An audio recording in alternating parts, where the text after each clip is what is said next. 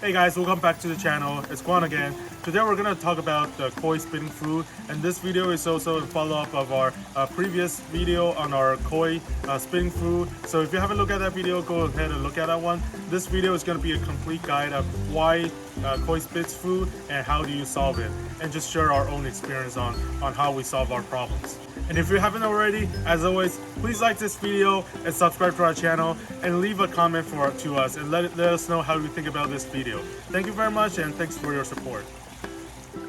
So if your koi are spitting food and you have already checked your water parameter, and always remember everything, check your water first. You check your pH, your ammonia, nitrite pH, everything checks out and the koi are spitting food. Still don't panic, don't worry about it. We have 5 possible reasons that koi are spitting food, and we just have to go through one by one and check it off of the list. Number 1, the koi might not be liking your food, right? Your food, you might be feeding them last year, but the food has been sitting for a year or half a year and the food has gone bad. The koi just doesn't like it anymore.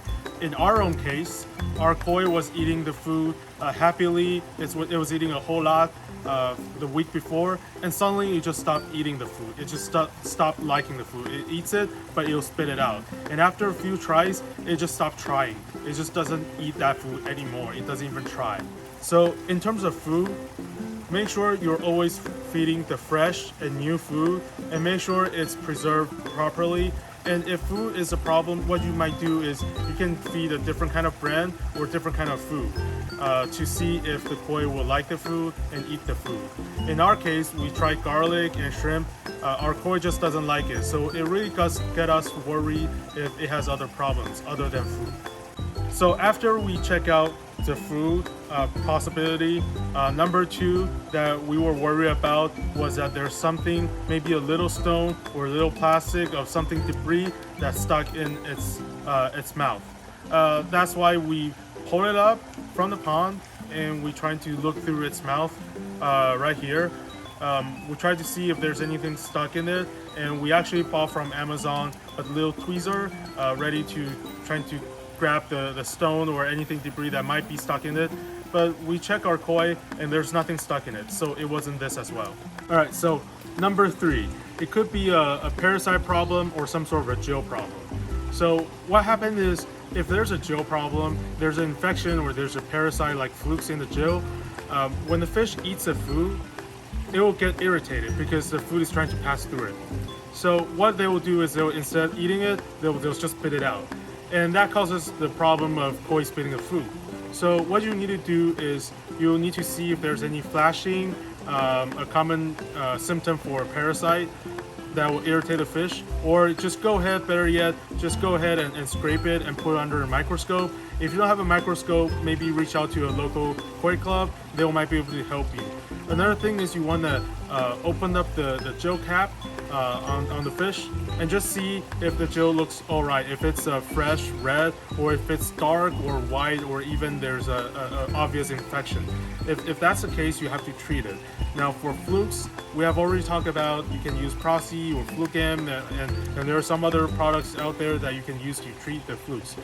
If it's a bacterial infection, a very popular product is the JPD yellow powder. Then I'll put a link in the comments section for you.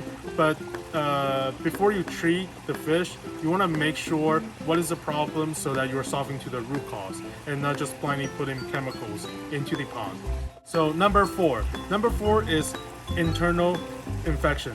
So instead of the external infection that you can see right outside of the koi, internal infection is basically just an infection, but it's inside the koi. It's really hard to detect and you can't really see it. The common cause for internal infection is dirty food, right? So some sort of contaminated food or overfeeding. So internal infection is really hard to detect, but you can sort of see if the fish is always looking up or is always looking down. Now, it could be other problems that's showing that kind of symptoms as well.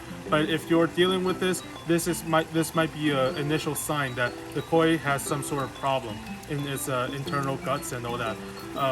The solution to that will be some sort of antibiotics. I'll recommend, if you're not a very experienced hobbyist and you're just new to koi, just like myself, before you use antibiotics, you might want to consult a local koi club or somebody you know that's more experienced than you are. And always remember, don't treat the entire pond or try to avoid treat the entire pond. It can easily kill your beneficial bacteria, and it could render the antibiotics to be not effective and not efficient at all. So consult somebody before you go with the antibiotics. Last one, number 5, water temperature. So water temperature is very crucial and key to koi feeding, because water temperature controls for the koi's immune system, and it controls for the digestion rate, and that will control for how much you feed. So when your koi is spitting food, it could be of all the reasons above, but it could be that right out of the spring you have feed too much and it has some sort of digestive problems and it's trying to cope with the temperature. And as temperature rises, it will pick up its immune system. Our immune system is going to be stronger, and some of the problems will just go away itself. The koi will just adapt to it. Now, how do you identify your digestive system in your koi? You can see their droppings, their poop.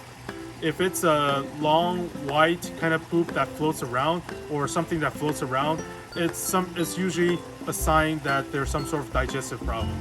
If that occurs, you want to feed a bit less. You want to, or even not feed at all for a period of time, maybe 1 or 2 days, or even a bit longer, just to make sure they digest everything out and they have a time to rest. And make sure the water temperature is at a good level. If the water temperature is at something 60 degrees Fahrenheit, don't try to feed that much. You'll most likely run into some problem. And just make sure that, and as water temperature comes up to maybe more than 70 degrees, a lot of their immune system will pick up and a lot of problems just solve itself. So in our own pond, our own koi, we started checking the water. Like I said, we tried different kind of food. We tried garlic, shrimp, and different brand, different products. It all didn't like it. Eventually, it just stopped trying, and it stopped eating any food that we give it. And we started to get worried. But I can see by observing its behavior, it's still nibbling off the algae from the pond walls. So I know that it's trying to eat something. It's not eating a whole lot, but it's still trying to eat something. So that's always a good sign, because eating is always a good sign of trying to survive. It's a survival signal. So it's very good. And we check for its mouth. There's nothing stuck in it.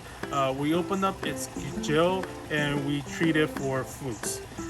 But all of that didn't really help it start to eat. We were suspecting internal infection for a little while, so we stopped feeding the entire pond for 2 to 3 days. On top of that, we're seeing some floating poop. We didn't know which fish had that, but we just decided to stop the entire pond for 2 days and let them rest and recoup. And lastly, while we're doing all of these, water temperatures start to rise as we're stepping more into the early summer, and water temperature has reached about 70 degrees in our pond, and all the fish just become more active. And one day we just realized our problem fish that was spitting, it just suddenly started to eat like happily and normally. So that was a problem, and how we eventually sort of solve it, the problem in our own pond. And so if you have a similar problem, don't worry too much about it, and hopefully this video helps you to solve your problem in your pond. And if you like this video, please like our video and subscribe to our channel, and leave comments below and let us know your own experience and how did you solve it in your pond. Thank you again, and see you next time.